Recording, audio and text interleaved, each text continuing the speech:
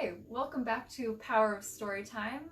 We're back today reading from The Passage at Moose Beach, and as you can see, we're joined by author Michael Foster, who we're going to chat with in just a second. We read from kids and young adult books every Wednesday at noon Pacific time, and from one of our adult books every Friday at 5 p.m. Pacific time. And wanted to say thank you to Sandy Bascom for purchasing a couple of copies of A Quick Succession of Busy Nothings after our last broadcast. We really appreciate everyone who buys our books. It helps support us, the authors, the printers, and everyone in between. And if you purchase through your local indie bookstore, you're helping them as well. So it's a wonderful way to support the community, and we really appreciate everybody who's been buying books. So let's go ahead and jump into it since we happen to have Michael here with us. Thank you for joining us, Michael. Hi again, Kate. It's always a pleasure to be here.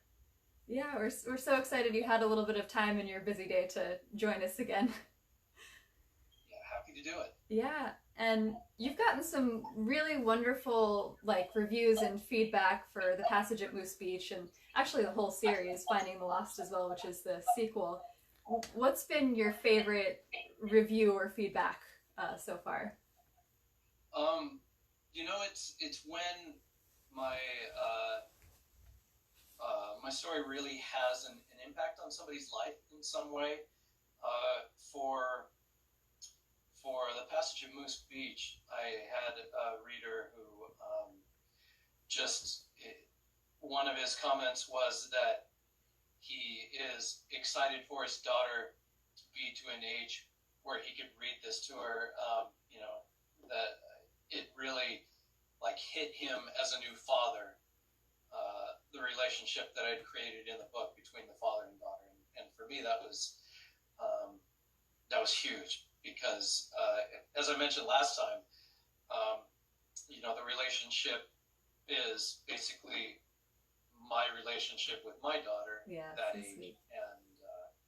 And so to know that I was able to write strongly enough that could impact the way somebody else felt was very powerful for me. Yeah, and it seems really lovely that both adults and children seem to be enjoying it and kind of handing it down from generation to generation. There was a review on your Facebook page where somebody gave the book to their grandchild and wanted to see if they liked it, and the grandchild said, "I love it, and now I take more walks and imagine myself in her adventures, but I still think you should do it in a ranch-style setting," which we enjoyed because we're ranch girls. But yes, that's kind of funny. The person who posted that, I met. She's a wonderful person. I met her through a mutual friend, and she was familiar with the location of the setting of the book, and she was very excited to share it with her granddaughter who loves to read. And after her granddaughter had read the first book, she came back and she was wondering if there was going to be a sequel, and I wasn't sure at that time. But being a farm girl, she wanted to see a ranch setting. And, it's an interesting idea, obviously that's not the setting of the book, but I love to see that the readers can take the situations and kind of put them in their own setting in a way, and find their own adventures. They don't have to be in a forest to have adventures, even though Alicia is. The readers can find their own ways to have these adventures in their own locations, and so that was very meaningful to me as well. Yeah, that's so sweet. People are really connecting to the book, and I do think that the forest and the wild side are almost characters in and of themselves. So it would be so strange if they weren't there anymore. They are. Yeah. They are. And I've spent days here or there on a farm with relatives, but I have to write what I know, and I just don't know farm life that well, and it would come up as this person doesn't know what he's talking about. Whereas I spent a lot of time in the woods, so I'm a little bit more knowledgeable of that. Yeah, very connected with it. Now, how did you come up with the idea for the wild side? Because that is a little, I mean, it is the world you know, but it's a little extraordinary too. Well, I guess it goes back to my first visit to this Moose Beach, with my wife, and we were just kind of looking. It feels like most of the lake is fairly populated, or at least a good portion of it. There's cabins, there's roads and everything. But then on this side, at this particular beach, you step off and it's just wilderness. And there aren't any roads or trails that lead to this beach except for what was formed by the wildlife walking through and the moose coming down to this actual beach. So you get there and it almost feels like another world just being there because it feels so different. Even the water there is a little bit warmer on that side. The sand under the water feels a little bit different just because of the way the currents move in the lake or something like that. So it does feel like you've crossed over to this other place already just by going there. So it was a natural extension of that. Yeah, sometimes nature has a magic all its own. Yeah. All right, well, I know you've got to get back to work, but thank you for joining us again. It's always a pleasure to get to have you on. Oh, thank you for having me. I'm always happy to answer questions. And, if any of your listeners have any further questions, send them in and I'll be back next week to answer those. All right, terrific. Well, so, yeah, thanks for having me. Thank you, Michael. All right. So, last week we ventured over to the wild side, and Alicia met Mickey, and they were just about to go find a burrow for the night. And if you didn't catch the last couple weeks of reading, all of the videos are on Facebook and YouTube, so you can see the couple chats we've had with Michael and the readings we've done. But we're going to pick back up at Chapter 8, Tasty Treats. That evening, Alicia and Mickey spent the night in a hole in the ground.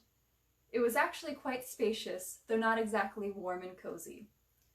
Like Mickey had described, and Alicia was thankful for the towel she still had with her from the beach. It was large and wrapped her like a blanket, keeping the chill of the evening away. Mickey found a perfect spot by her arm in which to curl up, and together they closed their eyes. "Good night, Mickey," Alicia whispered in the dark. "I'm glad you were there when I came through. I don't know what I would have done today without you here to explain things to me, so thank you." "You are welcome," Mickey replied. "I am glad I met you too. This is also very interesting. I never imagined I would meet a human. Sweet dreams, Alicia. Try not to roll over on me during the night." Alicia smiled briefly at this, then fell asleep quickly and was lost to dreams of her family and her bed in the cabin with its large, downy comforter. She woke in the morning with a start, confused at first, but slowly remembering the events of the previous day, remembering where she was and who she was with. Mickey had yet to stir, so she gently lifted her arm from around him and moved away, trying not to disturb his slumber, and crawled out of the hole into the crisp morning air. She didn't mind the cold anyways. She knew the day would warm soon enough. "Good morning, Leash." And there's the picture of them all snug in the burrow. Alicia spun towards the hole she had crawled out of moments before. Her eyes became brighter as her mouth formed a wide grin. She then saw Mickey emerging. Her features quickly turned to a scowl when she realized who was speaking. "Don't ever call me that. Only my father calls me that," she said, a note of sourness in her voice. "Fine, okay, don't get huffy, Alicia," he said, slowly drawing out her name with exaggeration. "Thank you very much." Alicia looked off into the distance thoughtfully. I think I want to see this grand tree. Maybe I could talk to him. Maybe I can make him understand." "Sure, I can take you there," Mickey said. And you can talk your silly head off. He won't listen. He never listens. Yes, but you said I was the first human child you had seen here. Maybe this grand tree will be surprised as well. That shock will force him to pay attention to me. You can believe that, sure, Mickey said, unconvinced. It will take several days, and really, what else are we planning to do? He stopped talking and looked up at Alicia. Something she said had changed his mind. So, okay, let's see Grand Tree, but first, breakfast. Alicia gathered up her towel. Mickey climbed onto her shoulder. With his guidance, they headed south to find the source of these problems. Before long, Alicia found a trail through the woods, carved into the soil by centuries of deer and more ancient creatures that lived in this realm. Alicia imagined that once upon a time this was a road for gnomes and trolls and other assorted folk who once called this land home. Do they still live here? That she didn't know, but the possibility of seeing one kept her eyes flicking this way and that.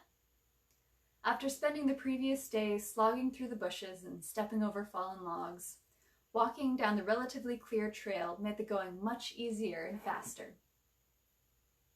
The day flowed by, and the two of them fell into a routine of walking, resting, with small detours to find fresh water, stopping to eat berries, and even the occasional pine nuts when they could find them. They spent the next night in a different burrow, the hard-packed dirt around them acting like insulation against the cold of the evening. In the dark, Alicia's thoughts went once again to her family. This time, she couldn't contain it. Tears bubbled up, and she cried herself to sleep, with Mickey curled tight against her, sensing her sadness and trying to offer what comfort he could. Eventually, she quieted down, and her even breathing signaled to her companion that she was asleep. Mickey settled in as well, and quickly lost himself in squirrel dreams filled with nuts and dust baths. The morning brought a new day, and with it, new determination. Alicia awoke, shook off sleep, wiped crust from the corners of her eyes, and set her mind to the goal at hand. She was convinced that if she just spoke with the great tree, she could make him see what he was doing to the forest. And maybe, just maybe, he could help her find a way back to her parents and her world. The day progressed with the same uneventfulness of the previous day, with long stretches of hiking interrupted by stops for water and huckleberries.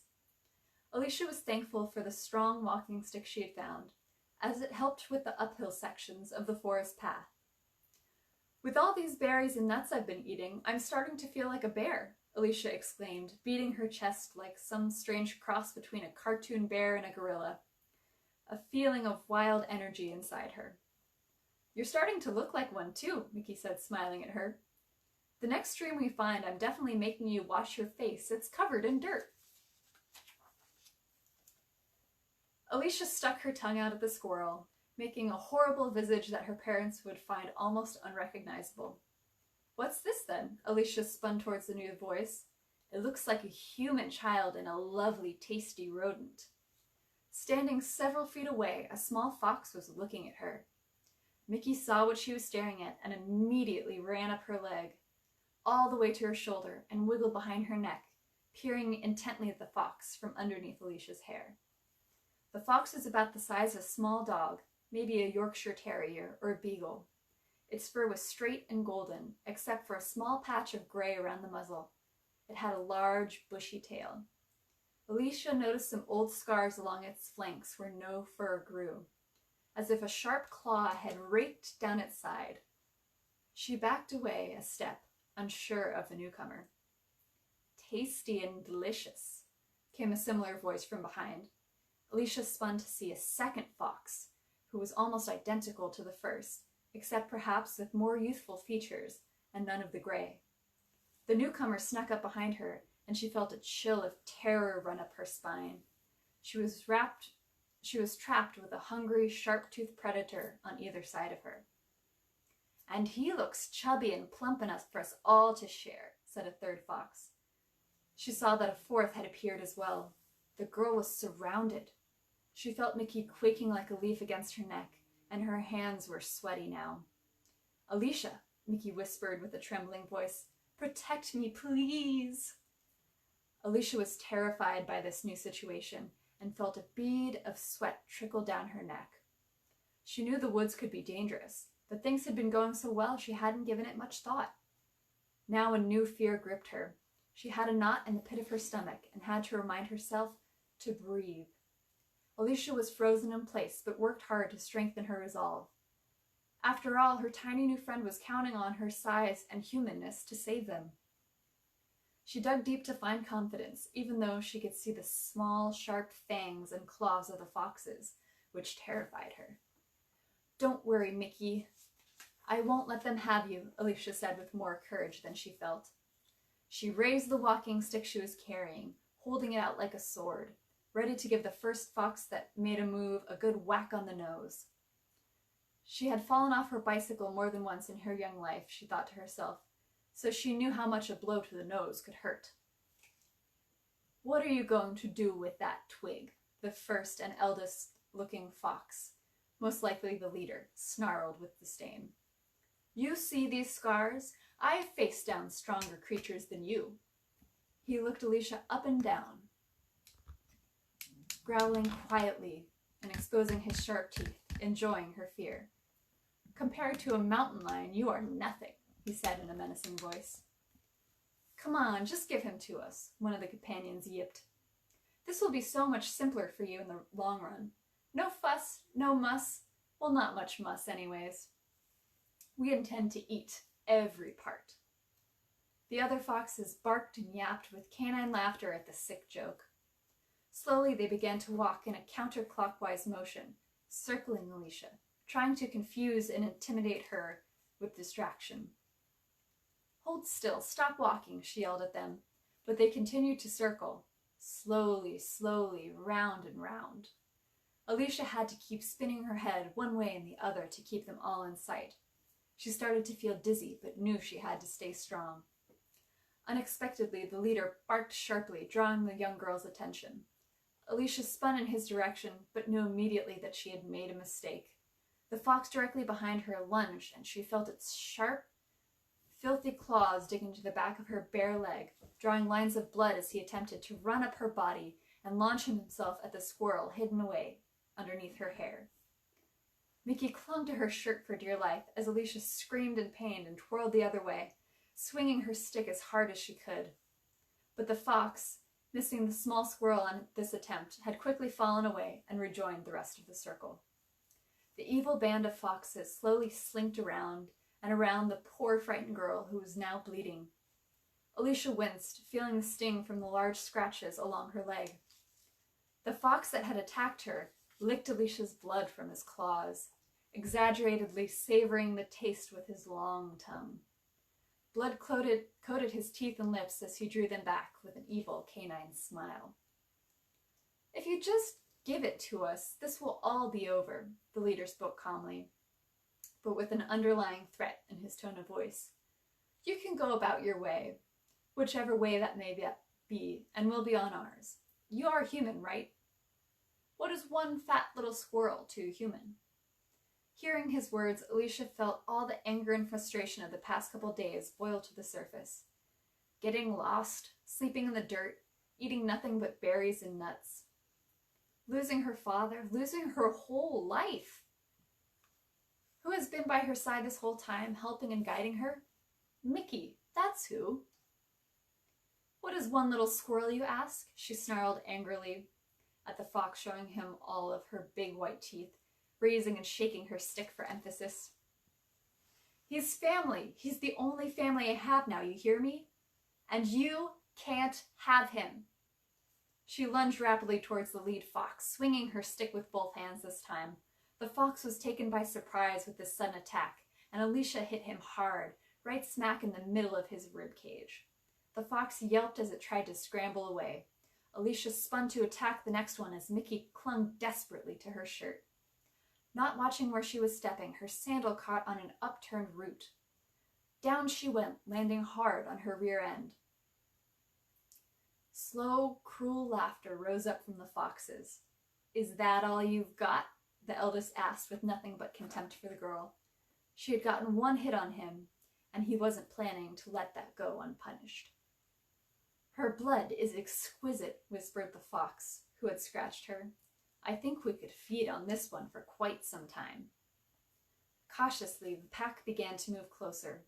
She could see drool forming at the corners of their lips where they pulled back to bear sharp fangs. She fearfully realized that once they were done with Mickey, they would come for her too.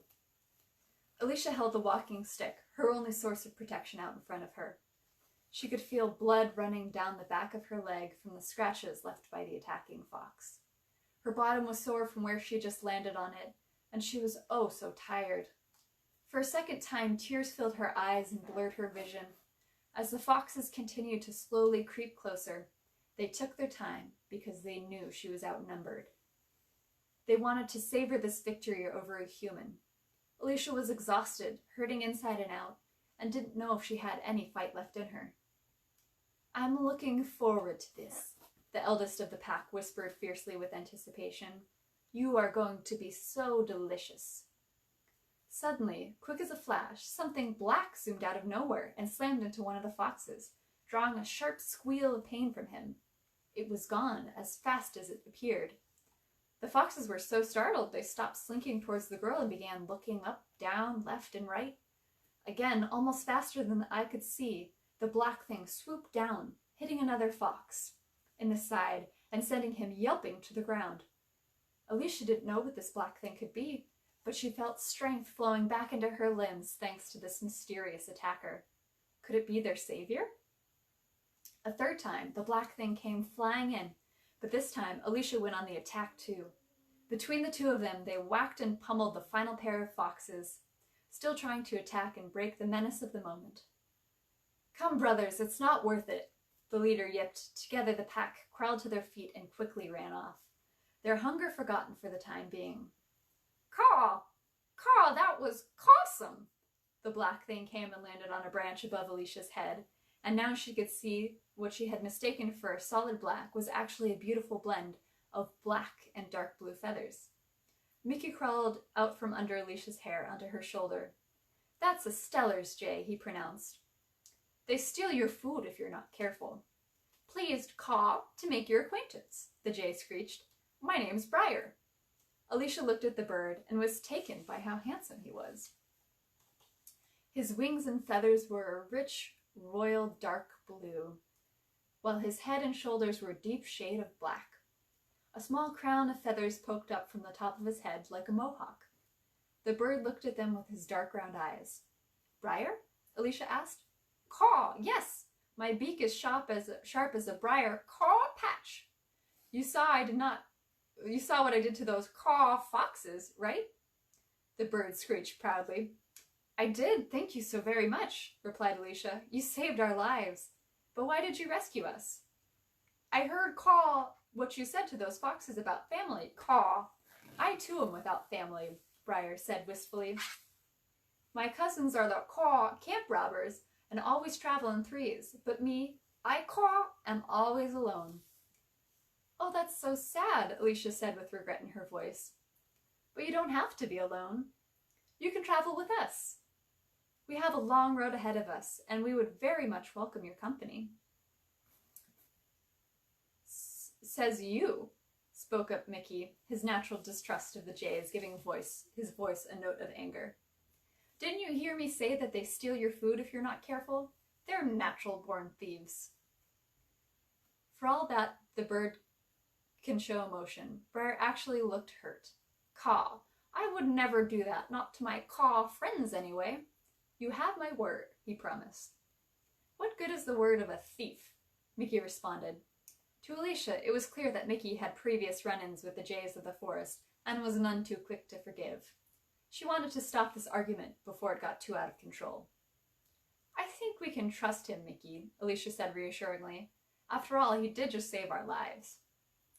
"And again, thank you so much for that, Mr. Briar." No, caw, the pleasure. Please, just call me Briar. You are very welcome," the jay continued. "I never liked those foxes, anyway. Always caw yapping and making trouble in the middle of the night. It's impossible to get a caw good night's sleep with them around. Have to fly to the very tops of the tallest trees to escape their noise. Okay, I'll call you Briar, Alicia said.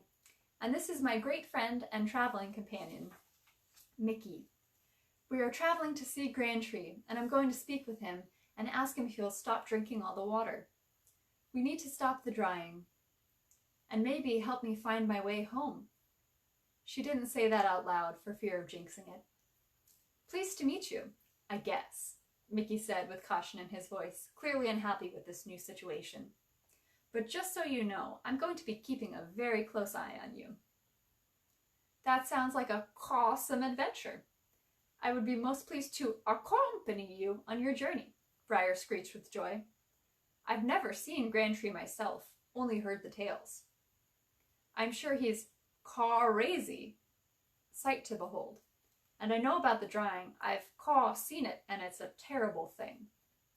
And so they set out, the twosome, now a threesome. How much further they would have to travel, Alicia did not know. But she knew one thing, even if it wasn't Mom and Dad or anyone she knew well, with these two new friends, she could have a chance at having a family again. And now we're moving on to Chapter 9, A Surprising Conversation. And this is the illustration you've been seeing. It's the illustration of Briar, the Stellar's jay. The next couple of days passed without incident. Briar would fly ahead, scanning the landscape from above and searching for the best, most direct paths. From his vantage, he would be able to spot the glint of water far more easily than Alicia or Mickey could from the ground. True to his word, whenever they found a patch of berries or a fallen pine cone filled with nuts, Briar would only eat his share and never ever attempt to steal food from the others. At least, not when they were looking, Mickey thought. The squirrel was not yet completely trusting of the bird, and would have sworn, if asked, that he saw the same mistrust pass through Briar's head more than once. Briar wasn't sure about spending time underground, choosing instead to remain in the branches above while he slept. He would keep Alicia and Mickey company in the evenings, tucked away in the dark confines for warmth, chatting before returning to the branches for the night. One night, as the three of them were settling down to another burrow for the evening conversation, there came a soft rumbling from the earth beneath them. Alicia quickly looked about to see if she could figure out the source, but there was very little light in the den to begin with, and with darkness quickly approaching, she could not see much of anything. "What's that?" she asked, the intensity of the rumbling growing stronger. "That, sweet one, is Bristleback," said Mickey. "He must be nearby." "Bristleback?" "Caw," Briar called as he took up the story. "Bristleback is the last remaining mountain troll. Big as a hill, maybe two. He searches for far and wide for more of his kind. But sadly, there are none left." "Most left long ago," Mickey continued, "never to return. The few that remained slowly dried up because of the lack of water, and turned into boulders. Now Bristleback is all that is left, and even he is fading, though he's still very dangerous. If you see Bristleback, and you need to hope with all your heart, he doesn't see you. His mouth is filled with teeth like rocks. They are perfect for grinding up bones. His back is covered with long, stiff hair like the burnt remains of trees after a forest fire.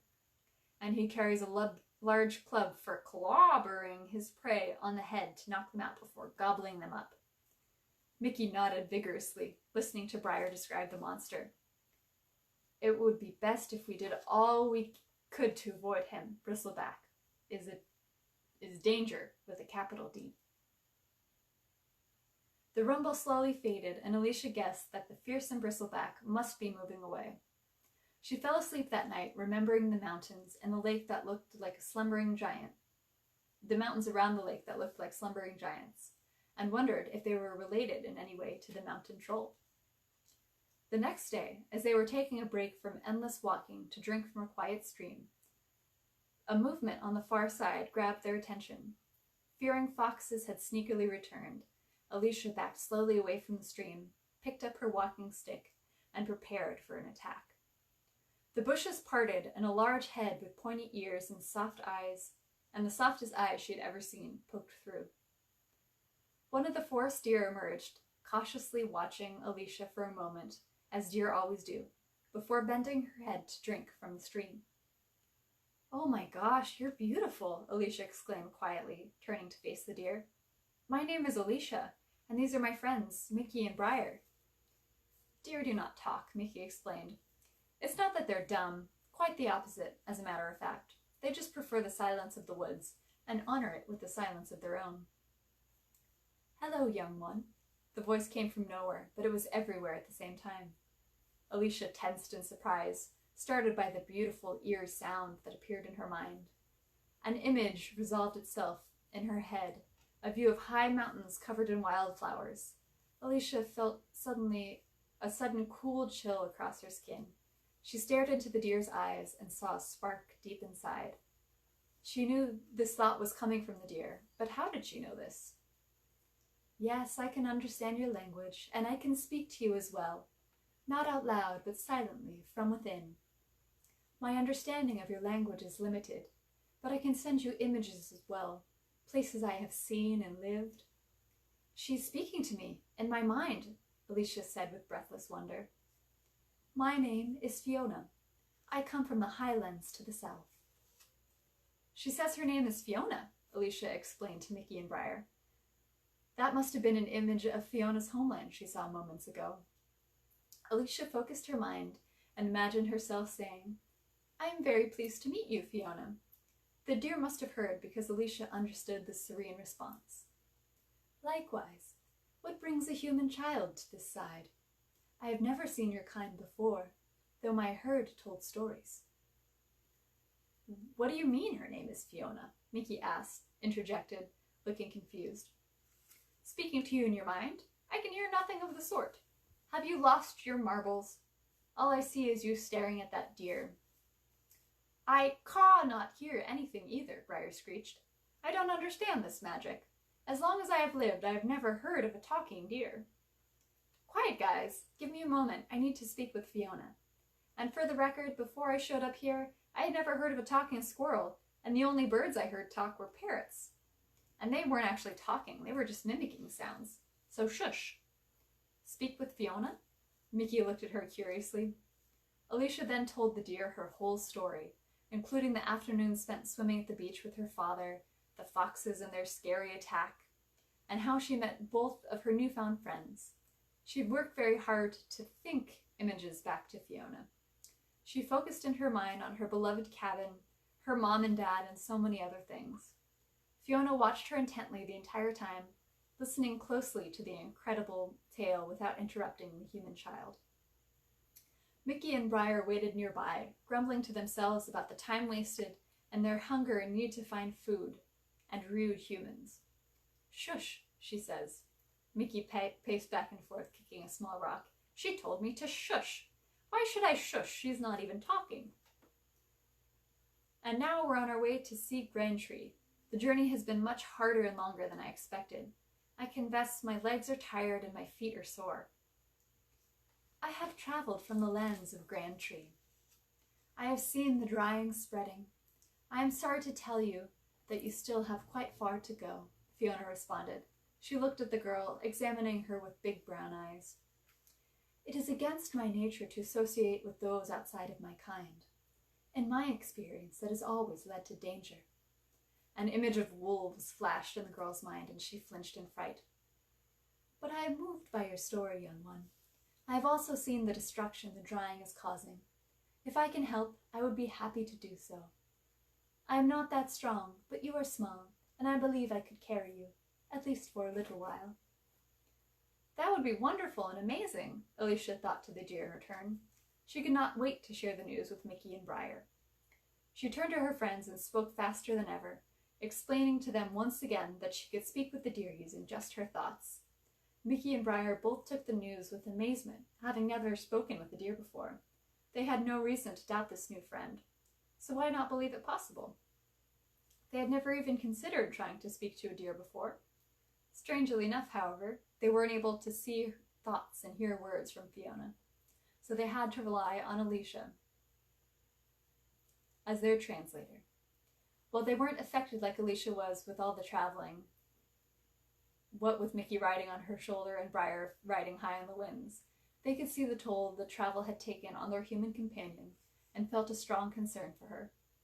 Both of them thanked Fiona kindly for her graciousness, through Alicia, of course, and welcomed her as a new member of their troupe. This band of merry travelers was beginning to understand that despite their great differences, they shared similar feelings about needing companionship. The truth was, they were bound together by a common goal, getting Grandtree to listen. Fiona bent her knees, lowering herself closer to the ground so Alicia could climb on her back. The excited girl approached, reaching out to delicately touch the deer. The hair on Fiona's back was short, coarse, and rubbed rough against Alicia's legs as she gently climbed on.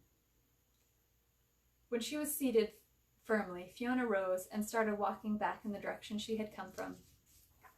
Mickey, once again on his perch on top of Alicia's shoulder, whispered into the girl's ear, "Well, this is definitely a first." "For all of us," Alicia replied. "For all of us." All right. And I think we'll leave it there for today. That was pretty exciting getting to meet Fiona and Briar. They're some wonderful companions. And we hope you will join us again on next Wednesday at noon Pacific time, 3 p.m. Eastern time. We're going to keep reading from the passage at Moose Beach. And if you have any questions for us or for Michael, definitely leave a comment below and we'll answer your question next week. And join us this Friday at 5 p.m. We're going to be reading from one of our other books. You can leave us a comment as well if you have one in particular you'd like for us to read from. And if you want to buy any of the books, you can go to callincardbooks.com/shop. They're all available for sale there. And if you want to read a few chapters from any of these books, you can go to callincardbooks.com/read-now. The first few chapters of all the books are available on there to read online. We hope you'll join us again next week.